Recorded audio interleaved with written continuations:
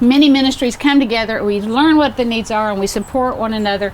And we like to believe when Blue Sunday has $1 or a nickel, these agencies, I hope they feel like, and I know the state of Texas, Child Protective Services knows if we've got it, they've got it. Because it is a team effort. We're just one of the cogs in the machine to get these children rescued and in a safer environment. What we do for Blue Sunday as a part of that is we try to work with every one of those agencies to make sure they have Christmas funds. Throughout the year, what we do is we supply car seats, beds. We don't provide all the beds, we don't provide all the car seats, but we connect and say, hey, we make sure that people know what the needs are. And then we help try to be the traffic cops to get everything put together. And we're not alone. There's wonderful, wonderful agencies. This is the kind of goodwill that, I mean, if we have the capacity or we have the wherewithal to give back, like, it's got to be done. It's just got to be done. And if I were that child, I would hope that someone would do the same for me.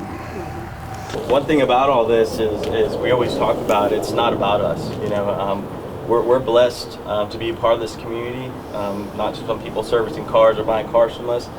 We truly believe, and we're very grateful to have leaders that we want to give back. You know, we want to give back to the community, and it's a blessing, Janet, to be a part of this organization with you these last 2 years. I know you're a huge blessing in the community. We want to be a blessing community. We're grateful for our community for everything they've done for us. Yep. And we would love to present you with this check for $15,000. So that'll be $25,000 for the last 2 years that we've been able to donate. We want to thank you for everything. Jamie, this not only helps, like we said, this should ensure that every child gets a gift, but that also the families. Thank you. I don't even know what to say. Thank you so much. No, thank you. For sure, Nana's Christmas is going to happen this year. For sure. We've been talking about getting gifts to the actual caregiver to make sure that they would have groceries that day, something special. Yes. And we were hoping that we'd have enough to make sure everyone got a $100 gift card to the grocery store. And so we were just, you know, praying and hoping, and our prayers got answered today. And this will be the best Christmas for Kinship Care kids ever. Amen. And so we can't thank you, Charlie Clark Nissan, and all your family and all your employees.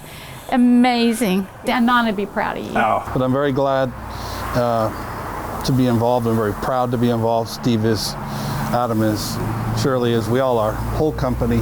A lot of the caregivers that help out with the children are actually nanas. Yes, They're actually nanas. they are. Yes, nanas step up. And like my nana stepped up in my life, and I was very fortunate to have her. And for these kids to be able to have shelter and to be loved on by someone like a loving nana is priceless, and can help heal these tremendous wounds. It's very touching. It's very makes me very emotional.